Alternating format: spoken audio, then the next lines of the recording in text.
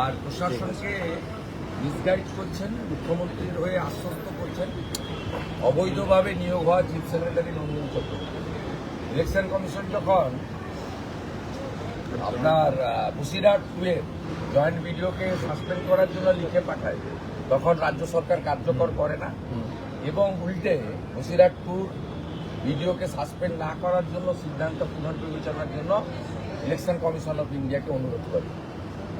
আমার কাছে স্পেসিফিক তথ্য আছে, নন্দিনী চক্রবর্তী গতকাল এবং গত পরশু জেলা শাসকদের ফোন করে বলেছেন ভালো বাজেট করেছেন মুখ্যমন্ত্রী এবং অ্যান্টি ইনকামবেন্সি কেটে যাচ্ছে, ইলেকশন কমিশন কিছু করতে পারবে না, আপনারা শোনার দরকার, কোনো কথা শোনার দরকার নেই।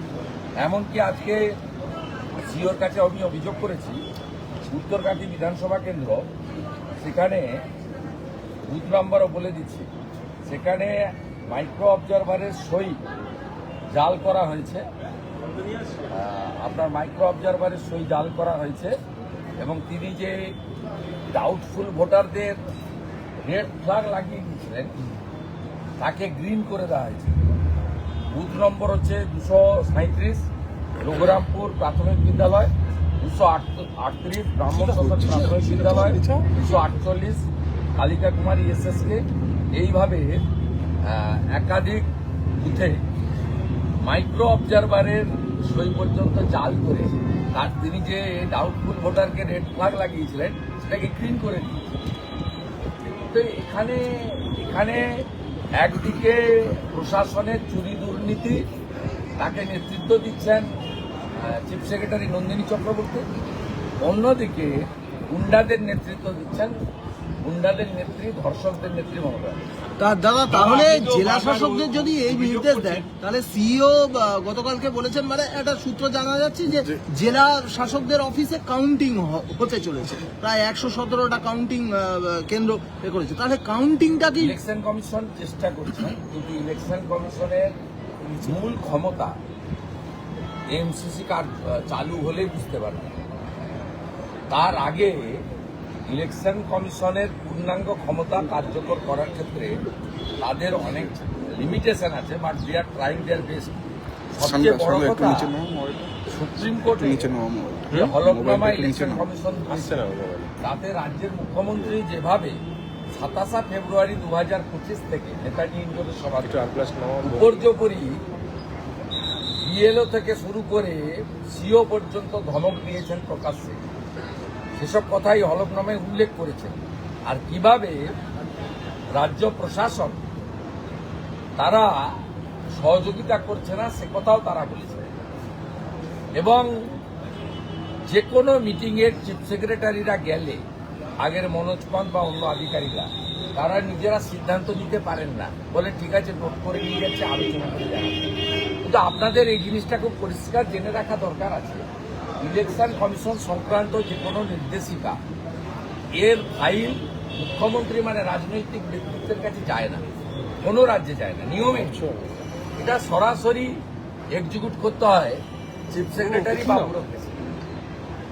এখানে একমাত্র রাজ্য যেখানে স্পাইনলেস অ্যাডমিনিস্ট্রেশন, ভীত আতঙ্কিত দাসত্ব স্বীকার করে নেওয়া ব্যুরোক্রেসি, তারা ইলেকশন কমিশন সংক্রান্ত ফাইলও তারা পাঠাচ্ছেন। ইলেকশন কমিশন অনেকগুলো মেজার নিয়েছে বলে 8,300 মাইক্রো অবজারভার দিয়েছে।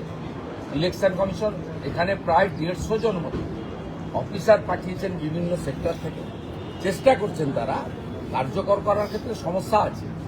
এবং নিরাপত্তার জন্য তারা ভারত সরকারের কাছে জায়গা চেয়েছিলেন, শিপিং কর্পোরেশন অফ ইন্ডিয়ার জায়গাতে আগামী 3-4 দিনের মধ্যে সিও কার্যালয় শিফট হয়ে যাবে এবং সিও সহ নির্বাচন আধিকারিকদেরকে কেন্দ্রীয় নিরাপত্তা দেওয়া হয়েছে সিআইএসএফ, এ ভূভারতে কোথাও নেই। এনআইএ তদন্ত রাজ্য সরকার এড়িয়ে যাওয়ার চেষ্টা করছে। দাদা, এনআইএ তদন্ত অভিযোগ আপনারা তুলেছেন এবং সেক্ষেত্রে দেখা গেল পূর্ব মেদিনীপুরের জেলা সুপার তিনি এই কাটমানির বিরুদ্ধে একটা হেল্পলাইন চালু করলো। তাহলে তো আপনাদের কথাটাই সত্যি হয়ে গেল যে বারংবার আপনারা বলছেন যে বিভিন্ন সরকারি প্রকল্প থেকে ওকে পাঠিয়েছে মুখ্যমন্ত্রী বা পিসি, ওই জেলায় কিছু করতে পারে কিনা চেষ্টা করে, চেষ্টা করে কিছু করতে পারবে না। এত বড় জেলা এসপি ইনচার্জ করে রেখেছে প্রথমত, তারপরে ওখানে 21 সালের পর থেকে পুলিশের যে ইমেজ বিপর্যয় হয়েছে সেটাকে রিবিল্ড করার চেষ্টা করছে পুলিশের মাধ্যমে, আইপ্যাকের পরামর্শ নিয়ে এবং মুখ্যমন্ত্রীর ইচ্ছাকে মর্যাদা দিয়ে। এতে লাভ কিছু হবে না, এটাতে যা হওয়ার হয়ে গেছে। এবং তৃণমূল মানে যে চোর মানে যে তৃণমূল, কাটমানি মানে তৃণমূল মানেই কাটমানি, তৃণমূল মানেই সিন্ডিকেট মানেই তৃণমূল। এটা প্রমাণিত হয়ে গেছে। এটা 15 বছর তো অনেক সময়, এই 1-2 সপ্তাহ সব করে কিছু আর হবে না। রাজ্য সরকার এনআইএ তদন্ত এড়িয়ে যেতে চাইছে। রেল প্রকল্প থমকে গেছে, আপনার বিধানসভা কেন্দ্রে রেল প্রকল্প থমকে গেছে রাজ্য সরকারের অসহযোগিতা, জমি জটে আটকে গেল। রাজ্য সরকার বদলে যাবে, 100 একর জমি আর লাগবে। ওর 80 একর জমির উপরে হচ্ছে, 74 একর জমি আছে, তার কাজ পুরোদমে চলছে। আমি ধন্যবাদ জানাবো আমাদের প্রধানমন্ত্রী সরকারকে, রেলমন্ত্রী অশ্বিনীকে, তিনি 315 কোটি টাকা ওই রেল প্রকল্পে দিয়েছে, 184 কোটি টাকা পাওয়ার কটা দিয়েছে এবং প্রায় 650 ছেলেকে জমি দেওয়ার পরিবর্তে চাকরিও দিয়েছে রেলমন্ত্রী। আমি তার প্রতি কৃতজ্ঞতা জানাবো।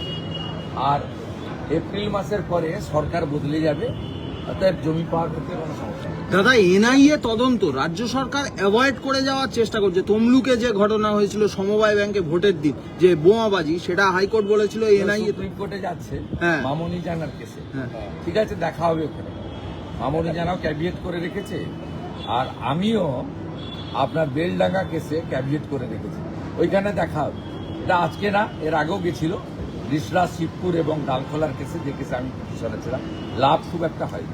দেখা হবে ওখানে। এনআইএ কে ভয় পাচ্ছে রাজ্য সরকার, এনআইএ কে ভয় পাচ্ছে দাদা। भट्टाचार्य आज प्रेस कॉन्फ्रेंस करके बताया कि घर घर बीजेपी पहुंचेगी ये विधानसभा निर्वाचन से पहले। लगातार चल रहा है। पार्टी का कल कोर कमेटी का मीटिंग था, कुछ डिसीजन हुआ और डिसीजन आधिकारिक रूप से हमारी प्रदेश जो अध्यक्ष है उनको डिक्लेरेशन करना था, उन्होंने हर पार्टी का कार्यकर्ता उनको पालन किया। और एनआईए दादा, एनआईए के भय पाচ্ছে राज्य सरकार। राज्य सरकार क्या बोलेंगे? वो हायर कोर्ट में जा रहा है, ये पहली बात नहीं।